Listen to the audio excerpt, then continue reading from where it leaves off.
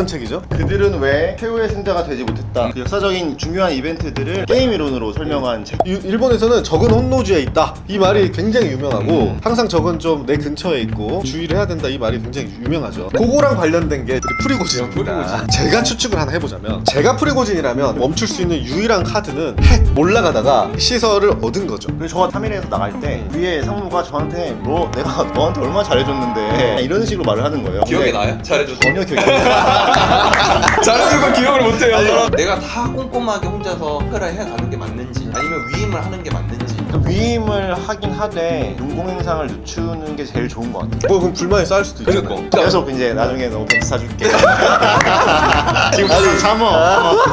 나중에 언제냐고요 이렇게 하면. 야, 문과도 책힘이야. 진짜? 와 안녕하세요 문과도 살만의 하진기 변호사. 신경철 회계사. 신원철 노무사입니다. 네, 제가 이번에 좀 변화를 줘서 이제 문과는 책힘이다. 책을 봐야 문과다라고 해서 책을 또 리뷰하는 시간을 가져볼까 합니다. 제가 저번 주에 기업자문 변호사로 이제 전문으로 하다 보니까 부자분들을 많이 만나요. 스타트업 성공한 분들. 근데 그분들의 특징을 제가 추려봤어. 1번이 독서, 그리고 2번이 운동, 보통 3번이 음악, 그리고 보통 외국어를 또 많이 하시더라고요. 아 그래요? 정말 경영자분들은 다 책을 열심히 봅니다. 근데 제가 노동자일 때는 책을 볼 시간이 없었어. 그래서 이제 지금도 시간이 없네. 하지만 더 없지 않나요? 없지만 시간을 내보려고 했습니다. 저는 이 책 읽고 이건 제 인생 책이라는 생각이 들었어요. 물론 광고 받고 하는 거 아닙니다. 다 제 돈으로 샀어요. 아무것도 없습니다. 근데 저는 제 인생 탑3 하는 책이 될 것 같은데 어떤 책이죠? 그들은 왜 최후의 승자가 되지 못했나라는 책인데요. 네. 그 역사적인 중요한 이벤트들을 게임 이론으로 설명한 책입니다. 그러니까 경제학적 게임 이론으로 역사의 중요한 순간들, 라이벌들을 좀 본다는 거죠. 예를 들어 뭐 유방과 항우, 또 아니면 나폴레옹과 러시아 뭐 이런 내용이잖아요. 그래서 지금 러시아의 쿠데타 상황에도 이제 뭐 오늘 좀 회군을 하긴 했는데 좀 곁들여서 저희가 좀 이야기를 해볼 수 있을 것 같아요. 일단 유방과 항우 이 초안지를 배경으로 하는데 때는 이제 진나라가 이제 중국을 전체를 통일을 했어요. 근데 이제 11년 만에 멸망을 해버립니다. 초나라의 항우가 이제 먼저 치고 나와요. 가장 힘이 셌으니까 항우가 이제 장군으로서 초나라를 치고 나와서 허수아비 왕을 하나 세워놓습니다. 그렇죠. 그게 이제 의제왕이라는 이제 왕인데 근데 내 말만 들으라고 생각했던 그 의제왕이 갑자기 자기는 꼭두각시가 되기 싫어서 제안을 해요. 전국에다가 관중 지역을 먼저 차지하는 사람이 천하의 왕이 되는 걸로 하자. 그래가지고 그걸 공표를 했는데 그때 얍삽하게 등장한 사람이 이제 유방이에요. 유방이 그래가지고 가장 근처에 있기도 했고 기동력이 좋아가지고 바로 관중을 찾아보니까 이제 초나라의 항우가 이제 굉장히 당황한 거죠. 그래서 아니나 다를까 또 바로 가요. 그래서 유방이 이제 형님 오시죠 라고 해가지고 이제 자리를 내죠. 그때 이제 유방이 죽을 고비를 넘겨서 나중에는 이제 4년간 싸워가지고 결국엔 천하통일을 유방이 합니다. 이때 항우가 왜 졌냐 이제 이런 것들이 이제 포인트예요. 이제 관중이라는 핵심적인 지역을 갔는데 우리가 이제 문과는 센터다에서도 이야기한 것처럼 강남이라고 하는 이런 센터 이 지역을 먼저 딱 잡았으면 그 자리에 자기가 들어가야 되잖아요. 맞아요. 네, 그래서 국가를 이제 다스려야 되는데 이 관중이라는 지역을 자기가 정복을 해놓고 자기는 초나라 시골로 다시 돌아가. 네, 맞아요. 거기로 돌아가고 이 핵심 가장 정치 경제 중심지를 부하들한테 6조각으로 쪼개서 나눠주고 돌아가 버려. 그래서 이 센터를 놓쳤다는 점, 그리고 이 센터를 나눠주는 걸 너무 일찍 해버립니다. 그래서 농공행상을 너무 일찍 해서 부하들이 이제 더 따를 이유가 없어. 그 다음에 유방이 여기를 쳐들어왔을 때 이제 더 할 게 없다. 그래서 이제 게임 이론에서는 원래는 이제 경제학 이론이 협조적이다. 협조적 게임 이론을 주장을 했었어요. 그래서 이제 인간은 모두 다 우리 마을을 위해서 최선을 다해서 행동을 한다. 우리 공동체를 위해서. 근데 게임 이론이 처음으로 던진 게 이제 비협조적 게임 이론이죠. 기업적 게임 이론은 이제 본인의 이익에 반하면 협조를 안 한다는 거죠. 인간이 공동체로 으쌰으쌰 하는 게 아니라 다 각자 자기 이익에 따라서 행동하는 게 인간의 본성이다. 이걸 알아야 된다라고 이제 한 거죠. 그러니까 항우가 이걸 알았다면 이제 이렇게 농공행상을 일찍 해서 전중의 핵심 땅을 다 미리 나눠주는 게 아니라 계속 그걸 쥐고 있으면서 줄듯 말듯 하면서 이제 내 말을 계속 듣게끔 나한테 협조하게끔 했을 건데 이걸 너무 일찍 줘버리고 이래서 이제 결국에는 인간의 본성을 이제 항우가 잘 몰랐기 때문에 게임 이론상 이렇게 필패하는 각으로 가버리고 말았다. 그래서 이걸 보면은 이제 공동체를 이끌어가기 위해서는 뭔가 개인의 이익을 우선시해서 뭔가 이제 그것도 만족시켜 줘야 된다. 이런 이야기가 좀 설득력이 있는 것 같아요. 그래서 각자 이제 회사를 운영하고 계시잖아요. 직원들한테 어떤 비전 제시하는 것도 요 맥락인 것 같아요. 저는 예전에는 이제 그 내 사업을 하면은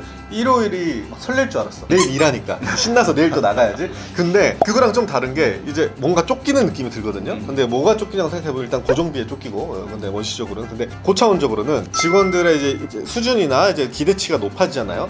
그거에 맞게 이제 회사가 성장하지 못하면 직원들은 회사에 비전이 없다고 볼 거잖아. 그러면 이제 떠나가게 되는 거야. 나한테 뭐가 이득이 돼? 난, 그렇게 생각을 그렇지, 해버리는. 그러니까 나도 직원들에 걸맞게 그 이상으로 성장해야 된다는 그런 강박의식과 또 스트레스가 있는 거야. 그래서 내가 과거에 뭐 지금 그 직원한테 얼마나 잘해주느냐는 중요하지 않은 것 같아. 그래서 너한테 앞으로 얼마나 잘해줄지를 강조하면서 계속 같이 일해야 된다는 거죠. 그래서 저가 3일에서 나갈 때 그 위에 상무가 저한테 내가 너한테 얼마나 잘해줬는데 나가냐 이런 식으로 말을 하는 거예요. 기억이 근데 나요? 잘해줬어. 전혀 기억이 안 나요.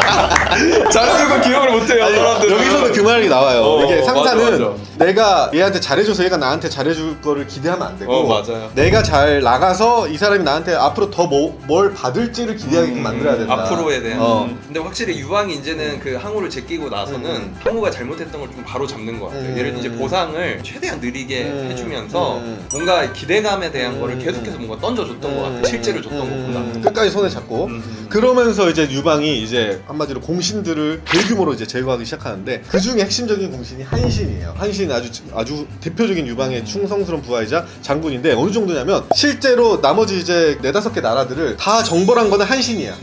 결국에는 이제 유방에 의해서 제거당하거든요. 사실상 천하를 얘가 통일했음에도 근데 이제 그 게임 이론으로서 이걸 분석합니다. 이게 이제 백워드 인덕션이라고 하는데 쉽게 말하면 토사구팽이에요. 이제 사냥개를 사냥이 끝나면 버리잖아. 그래서 이제 여기서 하는 말이 사냥개가 그렇게 열심히 토끼를 잡았으면 안 됐다. 토끼를 다 잡아버리고 나면 이제 내가 쓸모가 없어지잖아. 그러니까 한마디로 내가 지금 하는 일의 결과에 따른 미래를 예상해서 현재 행동을 해야 된다는 거죠. 백워드 인덕션. 그래서 내가 이거 토끼 다 잡으면 나는 이제 삶아 먹여지는 거니까 적당한 토끼를 남겨놨어야 된다. 그래서 끝까지 내 효용 가치가 있도록. 그러니까 내가 아싸리 그 주인을 물고 죽여버릴 게 아니었다면, 그러니까 한신은 권력 의지가 약해서 그러지 못했으니까 그 적들을 너무 빨리 제거해버렸다는 거죠. 네, 그래서 이렇게 사냥이 끝나면 사냥개를 버리는 이런 걸 이제 토사구팽이라고 하는데 이렇게 우리를 버리지 않는 선생님들이 있는 곳이 있죠? 바로 김가희입니다. 여기 선생님들 우리를 버리지 않아요. 김가희가 어떤 곳이죠? 김가희가 이제 1대1 학생과 선생님을 매칭해주는 어플인데요. 우리나라 최대 과외 어플 네. 플랫폼이죠. 그래서 여기 선생님은 우리를 항상 챙겨주고 자세하게 가르쳐주고 이렇게 상냥하신 분들이기 때문에 잘 되고 나서 우리를 버리지 않습니다. 절대 버리지 않습니다. 토사구팽이 없는 선생님 김가희 많이 사랑해주세요. 유방은 그래서 이제 이런 거를 잘 해가지고 400년간은 나라를 했는데 우리 일본 역사에서 이제 오다 노부나가, 도요토미 히데요시, 도쿠가와 이에야스 이렇게 이어지는데 오다 노부나가는 가장 좀 신뢰했던 아케치 미쓰히데한테 이제 결국엔 죽게 됩니다. 이거랑 약간 대치되는 건데 오다 노부나가는 이제 오와리라는 곳에서 이제 한마디로 거칠게 자라가지고 거의 일본 영토의 절반을 정벌했는데 이제 아케치 미쓰히데는 약간 귀족 가문에 약간 이제 있는 집 출신이었어요. 그래서 이제 커가는 와중에 이제 오다 노부나가가 도요토미 히데요시한테 약간 힘을 실어주니까 아케치 미쓰히데가 화난 거죠. 저 촌놈들이 나는 어떻게 귀족 출신인데 그래가지고 도요토미 히데요시의 말을 들어라. 아케치 미쓰히데 너 이제 가서 도요토미 히데요시 명 듣고 이제 잘 따라가 라고 했는데 그 명에 이제 화가 나서 이제 오다 노부나가가 혼노지에 있을 때 와서 죽여버립니다. 그러니까 유방은 이제 제국으로 자리 잡고 나서 이게 행정적인 거나 이제 기존의 그런 끼리끼리 문화로서는 안 된다, 시스템이 필요하다고 해서 이제 혁신을 했는데 오다 노부나가는 아직 그걸 못한 거죠. 그래서 일본에서는 적은 혼노지에 있다 이 말이 굉장히 유명하고 항상 적은 좀 내 근처에 있고 그렇게 주의를 해야 된다 이 말이 굉장히 유명하죠. 그거랑 관련된 게 지금 이제 우리 프리고진입니다. 저 자기 전에 모스크바로 향하고 있다. 새벽 3시까지 봤는데 일어나니까 이제 끝났어. 회군을 해버렸어. 갑자기. 그러니까 프리고진도 그걸 생각한 거예요. 내가 지금 우크라이나에서 최선을 다해서 싸우고 있는데 점점 이제 언젠가는 협상을 통해서 이제 합의가 될 것 같고 우크라이나랑 휴전 협상이 되거나 전쟁이 끝나면은 분명히 국제사법재판소에 누군가는 제물로 던져져야 되고 그러면 이제 나한테 다 뒤집어 쓸 것 같은 거야. 그리고 나한테 탄약도 조금 주니까 이제 점점 우리 군대는 갉아먹어져. 이대로 가다 보면 내가 토사구팽 당하겠구나. 힘도 다 빠지고. 힘도 다 빠지고. 그래서 이제 모스크바까지 이제 돌진을 한 거죠. 그래서 어제 거의 뭐 1000km를 갔다 그래요. 그래서 하루 만에 이렇게 많이 간 거 여기까지는 좋았어. 거의 무혈 입성했잖아. 근데 모스크바 앞에서 협상을 하고 돌아서게 됩니다. 어떻게 될까요? 왜 돌아섰는지 사실 이럴 거면 왜 처음부터 모스크바로 향했나 그런 생각도. 그러니까 사냥개 입장에서는 그 주인을 아예 쳐버리거나 아니면은 내 쓸모를 남겨두거나 해야 되는데 지금 주인을 치는 걸로 갔거든요. 근데 이렇게 돼서 만약에 되면 그 푸틴 입장에서는 다시 자기가 힘이 생기면 분명히 이제 홍차 주거나 이제 할 텐데 프리고진이 이렇게 순수한 사람은 아닐 텐데 왜 회군을 했을까? 근데 본인도 회군할 때 협상했던 카드 중에 하나가 뭔가 이제 처벌을 면하게 하는 자기 또 어떻게 모습을- 믿어요? 그러니까 이것도 믿었다는 게 저는 그러니까 어떤 카드를 남겨뒀을까 이게 참 궁금한데 일각에서는 이제 돈을 입금 받았다고 하더라고요. 근데 그 돈도 실은 계좌 동결되면 못하는 거고 죽으면은 뭐 소용없죠. 그렇죠. 네. 그리고 부하들이 가져가 버리면 끝나는 거고 제가 추측을 하나 해보자면 제가 프리고진이라면 이 행진을 멈출 수 있는 유일한 카드는 핵. 이제 올라가다가 핵 시설을 얻은 거죠. 핵미사일이든 뭐든지 간에 그 핵을 내가 그대로 간직할 수 있는 조건이라면은 회군할 수 있을 것 같아요. 어제 봐보세요. 이제 러시아 모스크바까지 쭉 뚫렸을 때 내분 상황에서 미국이나 독일이나 이런 나라들이 우리도 이때다 싶어서 쳐들어갈 수도 있어. 근데 안 쳐들어간 이유는 러시아가 핵이 있기 때문이거든요. 우크라이나가 핵이 있었으면 전쟁이 안 났어. 내가 봤을 때. 이 변호사님 개인의 그 너무 막 인식이 안 돼. 어제 새벽 4시쯤에 허탈하게 이제 합의가 된 걸 보고 근데 그 애를 따로 25,000명이면 어떻게 되는 거야? 그러니까 이게 리더 잘못 만나가지고 그리고 그 가운데 길을 열어준 그 러시아 어떻게 보면 다 협조를 한 건데 프리고진한테 거기서 이제 다 숙청되겠죠. 그러니까 분명히 저는 게임 이론으로 봤을 때는 약간 최악의 수다. 그러니까 토끼를 남겨둘 거면은 좀 적당히 전투를 하면서 힘을 아끼던가 아니면은 가서 모스크바를 점령을 하던가 그래서 협상을 해야지. 자, 뭐 도대체 어떤 카드를 받았길래 이걸 돌아설까? 이 생각을 전 게임 이론을 바탕으로 한번 해봤습니다. 둘 중에 누가 이기든 저는 상관없죠. 그리고 전 또 인상 깊었던 게 도쿠가와 이에야스 이제 이 그림인데 이 도쿠가와 이에야스가 이제 전쟁 중에 크게 패배를 해가지고 도망치다가 마을에서 똥을 싸요. 똥을 싸는데 돌아와가지고 바로 화가를 부릅니다. 지금 자신의 모습을 그려달라 그래. 그래서 이 처참한 패배의 모습을 방에다 걸어두고 항상 복수를 다짐했다는 거야. 난 그 부분이 너무 멋있어. 결국 일본 통일하는 도쿠가와 이에야스잖아요. 근데 이거를 최근에 그 소프트뱅크 벤처스의 손정희 회장이 이제 이 사진을 띄워놓고 PPT를 해요. 내 작년의 투자 손실에 대해서 난 이 도쿠가와 이에야스의 마음을 철저히 삼아서 꼭 개선해 나가겠다. 그래서 지금 이제 또 AI에 대규모 투자를 하잖아요.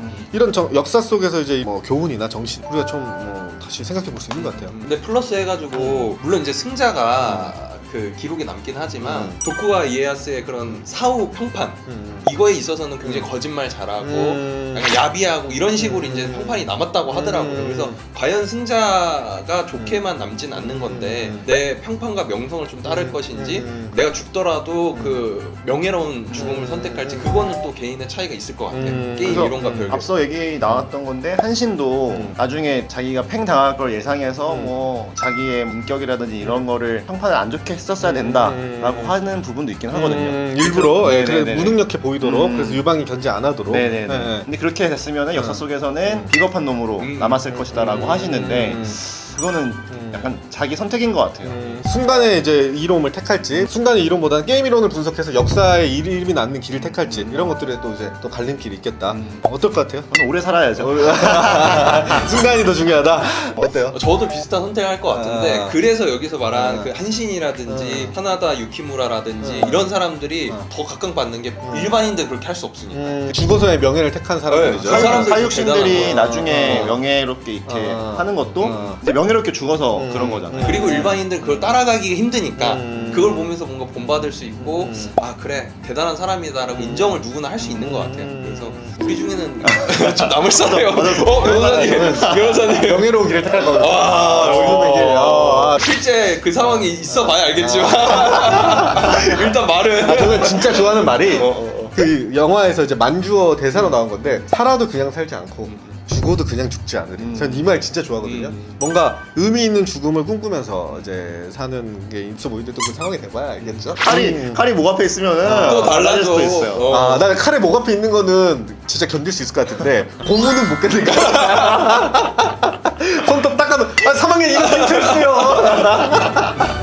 여기 관련해서 저는 그 인상 깊었던 챕터 중에 하나가 또 이제 그 나폴레옹 얘기가 나오는데 좀 전에 우리가 했던 내용 약간 그 다른 부분이 있어서 나폴레옹은 되게 위임을 잘했다라는 얘기가 나오거든요. 그러면 여기서는 내부의 단속을 잘해야 된다. 권력을 함부로 나눠주면 안 된다. 이 얘기를 하고 있는 부분도 있고 한편으로는 위임을 잘해서 직원들이 이제 주인의식을 느껴야지 대리 문제가 줄어든다. 이런 얘기를 하고 있는데 과연 어느 게 이제 정도인가? 막 아니 내가 제가 다 봤을 봤을 때 하면 위임을 좀 해야 돼. 그러니까 그 노무사님을 위임이- 위임을 해야 돼. 저도 그 고민을 지금 하고 있어요. 그래서 저도 읽으면서 어. 제가 하고 있는 거에 대한 고민을 하게 되더라고요. 내가 다 꼼꼼하게 혼자서 체크를 해가는 게 맞는지 아니면 위임을 하는 게 맞는지. 위임을 하긴 하되 인공행상을 늦추는 게 제일 좋은 것 같아요. 그럼 불만이 쌓일 수도 있잖아. 그러니까. 계속 이제 나중에 너 벤츠 사줄게. 지금 참어. 아 나중에 언제냐고요? 이렇게 하면. 잠깐만 참어. 맞아. 그러니까 그 위임의 정도와 보상의 정도, 그리고 내부 단속의 정도를 이게 적절한 균형을 맞춰 간다는 게 정말 힘들 것 같아요. 어쨌든 이 책을 통해서 이제 저희가 그 결정적인 순간에 게임 이론을 분석하는 걸 보고 문과는 책심이다. 우리가 살 수 있는 거는 우리가 챗 GPT 이길 수 없으니까 이제 이런 거 보면서 이제 계속 앞으로 이야기를 해보도록 하겠습니다. 그리고 우리 이제 하 변호사님의 강력 추천하는 책. 전 인생 탑3 안에 들 것 같아 책. 아무것도 받지 않았습니다. 한승구 교수님 생긴 것도 몰라. 여기 출판사가 삼성 글로벌 리서치네요. 그럼 삼성 사랑합니다. 뭐 이후에라도 도움 주실 생각이 있으시면 언제든 편하게 연락 주세요. 그래서 오늘 이렇게 저희가 책을 살펴봤고 또 계속 우리 이제 거의 뭐 한 달에 2-3권은 읽어서 좋은 책들은 소개해드리고 또 같이 이야기를 나눠보도록 하겠습니다. 안 읽으시더라도 이런 이야기만 들어도 좋으실 것 같아요. 아니면 뭐 리뷰나 이런 거 원하시면은 댓글로 책 같은 거 추천해 주시면 네. 또 저희가 선정해가지고 같이 얘기해 보는 것도 좋고. 출판사 뭐 관련 분들이 연락 주셔도 이런 책 한번 리뷰해달라 하시면 좋을 것 같아요. 저희 생각보다 쌉니다. 하나 둘 생각해보세요. 네, 감사합니다. 그래서 오늘의 주제는 문과는 센터다. 네. 센터가 뭐 중심가 이런 거. 그렇죠. 문과라는 직업은 제 생각에는 강남이나 뭐 광화문 같이 센터에 있어야 된다고 생각하는 입장입니다. 당위적으로는 지방균형 발전, 지방에도 가고 이렇게 해야 되는 게 맞긴 한데 국가적 차원으로 봤을 때는 개인적인 차원에서는 저는 여전히 서울, 강남 뭐 이런 식의